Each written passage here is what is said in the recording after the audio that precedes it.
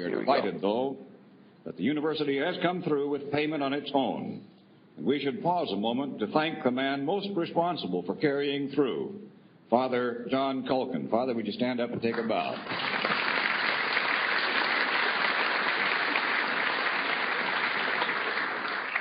One more thing which might make Dr. McLuhan slightly more understandable.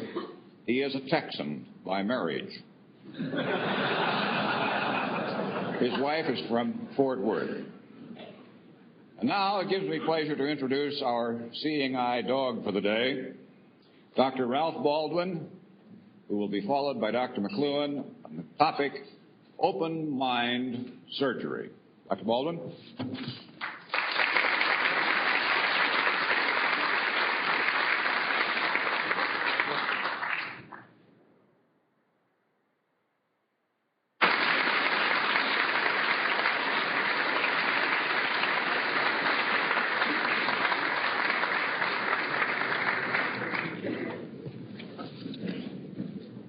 Thank you, Ralph. Thank you, Mr. Chairman, Mr. Jacobs.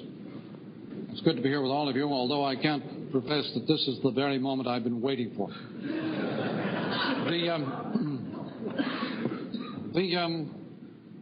I'm very indebted to Steve Allen for an observation he made a long time ago. The funny man is a man with a grievance. I tried that one backwards and said, all right, then where there are grievances, there should be lots of jokes. And mostly it proves that way. In French Canada, there are lots of grievances, and you remember how General de Gaulle offered to free French Canada recently? He offered to free the Scots, too. That didn't make the press quite as excited as it should have. He didn't dream of freeing the Irish. I think there would have been a storm. But de Gaulle is, à nous la liberté. Huh? But as a result of paying attention to grievances, I've discovered to play quite a batch of jokes, and I pay special attention to media jokes, like the one of the teachers speaking to a class and saying, now, class, what does this century owe most to Thomas Edison? And a hand went up and said, teacher, if it weren't for Thomas Edison, we would be watching TV by candlelight.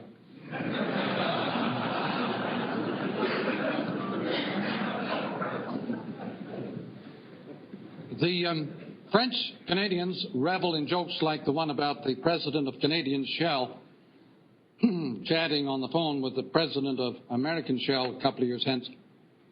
And the Canadian president is saying vehemently, and we must have a big personnel program in Sherbrooke and a total reorganization of the whole show tout de suite. And there's a pause, and a voice from the American end says, hey, who the heck you think you're talking to, white boy?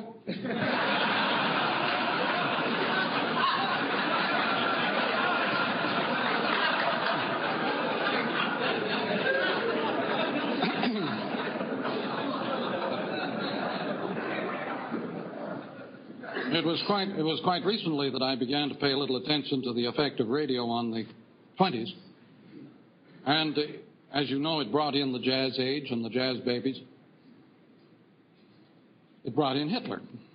That is, Hitler is a man who played it by ear and who was a retribalized man who had a new message to offer to the Germans by way of their regaining their tribal identity. The other night, the CBS show on Germany was terrifying. It revealed that the Germans are desperately seeking for a new tribal identity. It was Ray Bradbury who pointed out, maybe others too, but I just happened to hear him say this, violence is the quest for identity. And whether you do it a la John Wayne or a la Negro riots, whether you do it individually or corporately, the quest for identity can only be satisfied by violence. It doesn't have to be punch in the face. It can be a violence one does to one's own nature. self-discipline, asceticism, and so on, also forms of violence. But the 20s, having become alienated from the visual world of goals and simple directions, began to live it up. They got turned on and they began to live it up in the jazz age. That turned the Negroes on. It was one of their great moments. Not as great as their TV moment by any means. But the coming of this new tribal mentality to the 1920s inspired Gertrude Stein to point out to her group, her age group, you were all a lost generation. This is the condition of the 21s and over right now. Lost generation because they were too old to tribalize to get the jazz baby message of involvement in tribal form. The 21s and over today are much too old to get the TV tribal message of involvement. We are a lost generation. In that sense, expendable. But to come back for a moment to the 1920s, when those jazz babies reached the job plateau 10, 15 years later, they arrived with this total involved habit without any specialized directions or preferences of the old-fashioned, say, John Wayne variety, a man who knew exactly what he wanted. And when you put the tribal man in a decision-making area, he quickly reveals his loss of direction, and you've got a slump, literally. When the man of visual direction and specialism is pushed aside by the electronic, all-round, turned-on, swinging person, I got plenty of nothing, and nothing is plenty for me. Remember Porgy and Bess? That was the great message of the 20s. When those people reached the job plateau, we had a slump. But it's nothing compared to the slump that we're just about at another 5 years. The slump that's coming from the TV generation will be on a much greater scale unless we decide to operate. But the German world recovered direction and identity by violence, by war, and got into action, recovered itself, and I suppose the same war helped us to recover our sense of direction in spite of the jazz babies. But this kind of use of the airways or the total human environment as a teaching machine, a programmed teaching machine is what it has become. This extension of our own nervous system as a total environment of information is, in a sense, an extension of the evolutionary process. And instead of its taking place biologically over many thousands of years, it is now possible, in fact it has happened to us in the last few decades, it is now possible to traverse many millions of years in seconds by putting evolutionary extensions of ourselves outside as environments, as teaching machines. The man-made environments that are now planetary are, in terms of evolutionary development, a greater step than anything that ever happened to our biological lives in the whole biological past. Just because they are environments, they're invisible. This is a peculiarity. That's why, hence the meaning of that message to the fish, or the we don't know who discovered water, but we're sure it wasn't a fish. One thing that is always invisible to occupants is the environment. What stands out loud and clear is the old environment, the rearview mirror, so that to the TV operator the movie world is very visible. TV is invisible. The TV world is an X-ray world. TV is an X-ray device. The viewer of TV is being X-rayed at all times. The radiation goes right through them. The children get this message at once, and they carry the message out into the schoolroom where they find no resemblance to TV X-ray, where subjects are laid out in little classified forms, algebra and history and such. No depth, no involvement. So our children, our teeny boppers and the under 21s, utterly confused by the discrepancy between the environment they encounter as entertainment and the environment of the schoolroom. This confusion is on a bigger scale, if you like, repeated in the Vietnam business. Vietnam is getting the Western treatment. It's getting a thoroughly massive educational program. We put our whole mechanical industrial environment around them as an educational machine. This is what Julius Caesar did with the Huns. Alexander the Great did. War as an educational institution is the most powerful because it deals with the whole environment in action as an educational teaching machine. And somebody or other gets the message. But what we're doing in Vietnam is using the old 19th century machine program for the Orient. What we're doing to ourselves is orientalizing ourselves by our own latest technology. Instead of the outer trip, the inner trip. Instead of individual specialism, integral, organic involvement. The TV world and the world of electric circuitry automatically ensures the orientalizing of the whole of the human population exposed to it. Now, when the Negro experiences our new electric environment, he is turned on as never before. Black power just surges up as he feels this involvement and congenial hospitality of the electronic environment. And he looks around and he sees the old, literate, mechanical environment, which had always rejected him, degraded him, alienated him. And this naturally enrages him. He destroys it, if possible. The enemy. India and China and Africa will do this on a much bigger scale as soon as they encounter an electronic environment.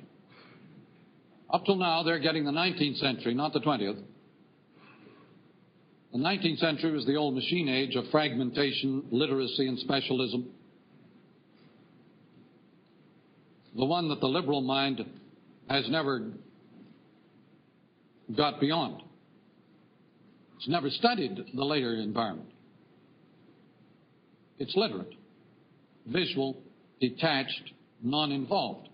The visual man is the only detached human being that ever lived on this planet. All the other senses except sight, smell, hearing, touch, movement, these are involving. And they are discontinuous and unconnected. Only the electronic permits a total encounter with the discontinuous and the disconnected. The world of the discontinuity came in most vividly with the Telegraph and the newspaper. The stories in the newspaper are completely discontinuous because they're simultaneous. They're all under one date line, but there's no storyline to connect them. TV is like that, of course. It's an X-ray mosaic screen with the light charging through the screen at the viewer. Joyce called it the charge of the light barricade. In fact, Finnegans Wake is the greatest guide to the media ever devised on this planet and is a tremendous study of the action of all media upon the human psyche and sensorium. But it's difficult to read. But it's worth it. Now, as we move our evolutionary process out into the environment itself, and instead of putting something inside, Darwin thought of man as inside an environment. It never occurred to Darwin that it would be possible to program the environment itself as evolutionary. Darwin is a literate 19th century man, and he had no intimation of the electronic information circuit or total human environment of information. So Teilhard de Chardin is a little more aware of the meaning of the electronic than Darwin could possibly have been. But that's a perfect example of the rearview mirror, this Darwinian obsession with man's thumbs, fingers, and appendages as biological evolution. This had, right in the midst of the great evolutionary step into the electronic circuitry, Darwin remains obsessed with this content of this old environment. What we're, of course, saying here is that if man is now in a position to program the total human environment as a teaching machine for the first time in human history, he's also in a position to exercise some reasonable choice and preference over the programming of that environment. That rational man may really get his first innings out of this computerized universe. Up till now, he's been a kind of little straw blown around by the technologies. One of the reasons why we can now notice these environments generated by new technologies is that they yield to one another so rapidly that it's almost impossible not to notice the changing of the scene or the guard or something. But no previous human age ever understood the effect of these human endeavors on the environment as they affected that age.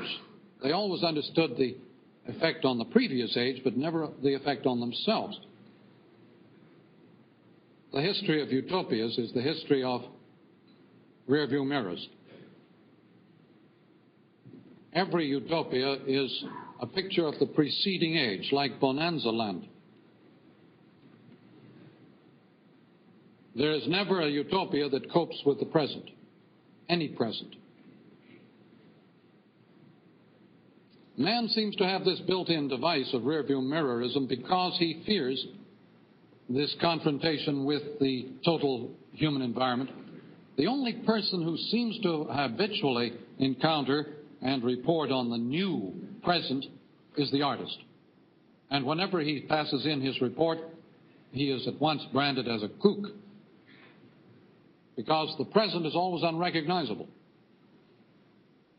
because it is not safe to look at.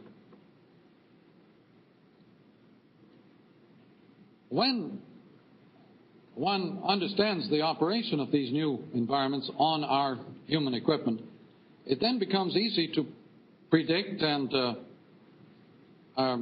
forecast the changes that will take place in many levels of programming, even of entertainment. The end of the star system is automatic with TV. The end of baseball, it's a star system. Like prize fighting, won't work for TV. It's cool. It's involving. It doesn't permit the flashy, blazing, hot star to operate. The kids today are not interested in stars. The Smothers brothers are not stars in the old sense at all. But the kids are very interested in the techniques used by the Smothered Brothers. They're very interested in the processes, how things are done and how things happened or do happen. This following of complex processes is part of the involvement need of an electric age. Expo in Montreal has been a great success for the simple reason it pulled the storyline off the whole show. Like a Fellini movie, no storyline. The storyline hots it up and leaves the spectator outside looking on helplessly without involvement. Expo is a mosaic without connections, just like page 1. Total involvement results. Everybody wants to go back again and again to follow through this or that pavilion's activities. The New York World Fair, relative flop, too much storyline, too many connections, no room for involvement or participation. You can fill in from your experience with countless examples. But this happens to be the reason why the examples occurred. And Expo is exactly like the TV screen. It's a mosaic. It's not a picture. There are no pictures on TV. Even when you put a movie on TV, those are not pictures. It still comes through as a charge of the light barricade. It's an involving mosaic situation in which the storyline or connected spaces are not there. The viewer has to supply them. That's how he gets involved. However, I'm not trying to present any programs of action or any directions of action. I'm merely trying to suggest ways of perceiving the situation we have developed for ourselves. I have,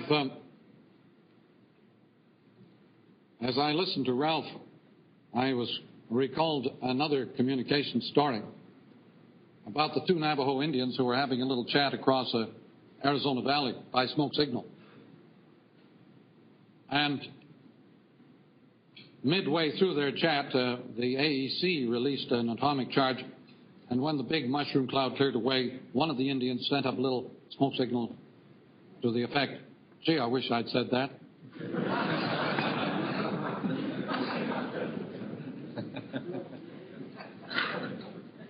The world of communication stories is very rich.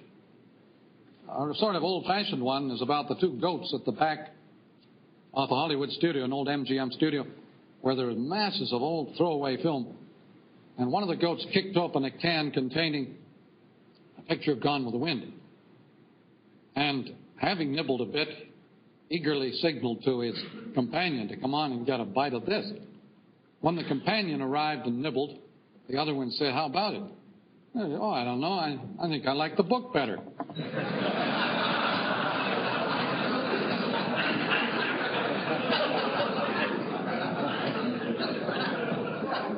Media stories can be very useful, though, for studying media. And I heard one about the 2 mice in a nose cone moving around the planet. One says to the other, "How do you like this kind of work?" Another one says, "Oh, well, better than cancer research."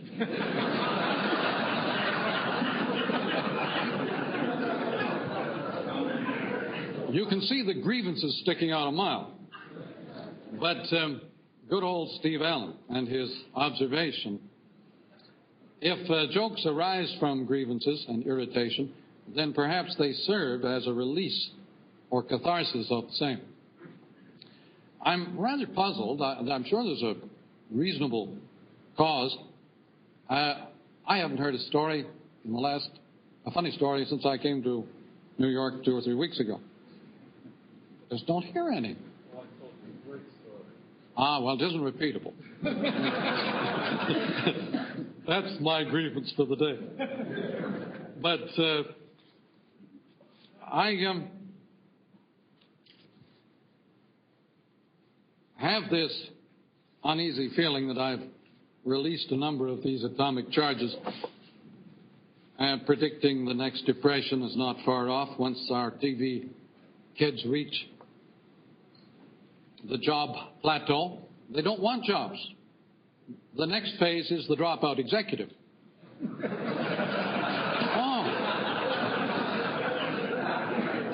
Oh, the reason for that is very simple. A big exec doesn't have a job. He has 60 jobs. That's a role. A mother doesn't have a job. She's 40 or 50 jobs. That's a role. In the electronic age where everything becomes associated, all activities become associated and interrelated, you can't have jobs. You can only have roles. So the whole job structure is a storyline that just, or an organization chart, just has to be yanked out if business is to survive. Yeah, the organization chart is as dead as baseball, and for the same reasons. One thing at a time. Baseball can't live in a TV age because there's one play at a time. One pitch, one hit, one catch won't work. In an all-at-once world, one thing at a time won't work on the job front or on the sports front. But, or the educational front. I'm trying to be helpful here. I'm not trying to just put on an act. I wish somebody had told me some of these things a few years ago. It's been exciting to discover them, but also I feel there's a bit of waste. For example, in the TV generation, there ought to be studies made, and heaven knows we're trying to do a few of them this year. There ought to be studies made of the difference between those who saw TV after they learned to read and write and those who first began to watch TV before they learned to read and write. I think you'll find there's a big watershed there. Two totally different kinds of human beings are coming on, oncoming traffic. Two totally different kinds. The kids who learned to read and write before they saw TV had a kind of immunity, a cushion for their senses that made the TV impact very much less. And I think those exact dates and age groups ought to be carefully ascertained and studies made, because the whole future programming of work and education depends on it. Again, Vietnam is our first TV war. That's why people won't buy it. It's too involving. All the previous wars were fought on hot media like movies, pictures, or photographs, and press. And now people experience war as something that involves them profoundly. And they don't want to have anything to do with it. It isn't a question of trying to ascertain the pros and the cons, the rights and the wrongs of the Kong or whoever. That has nothing to do with it. It's just this new phase of total involvement and participation that is untakeable. So the new gang coming on, the kids who are really turned on, will find that war much less tolerable, or any other war, much less tolerable than the present generation. No comparison here. It seems to me that we do waste an awful lot of time assigning fanciful reasons for these events, and also in selecting very unfortunate and wasteful goals for our energies, when we do, after all, have a rather deep desire to work out a livable equilibrium for the human community. We do go to so much trouble to create violent upsets and disequilibrium. But I'm not sure how successful a reprogramming could be in our lifetime. I'm just going to check whether I have omitted some crucial funny stories.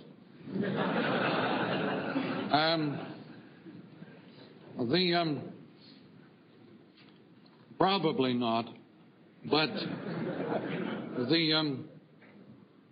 none of them repeatable.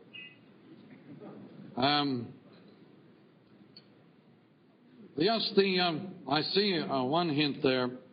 Columbus went too far.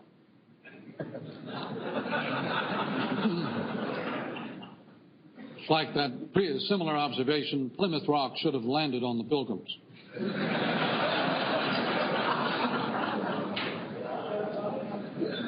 But in our present world, there cannot be a Columbus.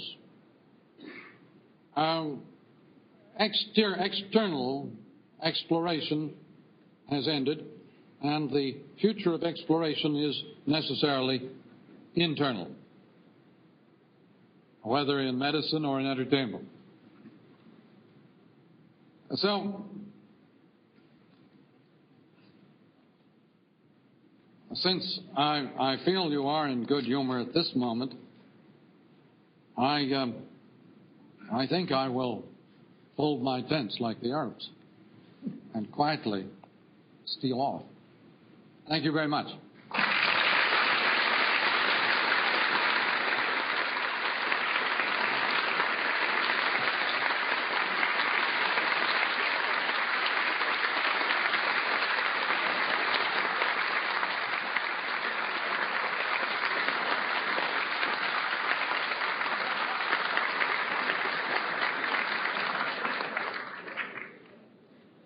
Dr. McLuhan, you are a seer.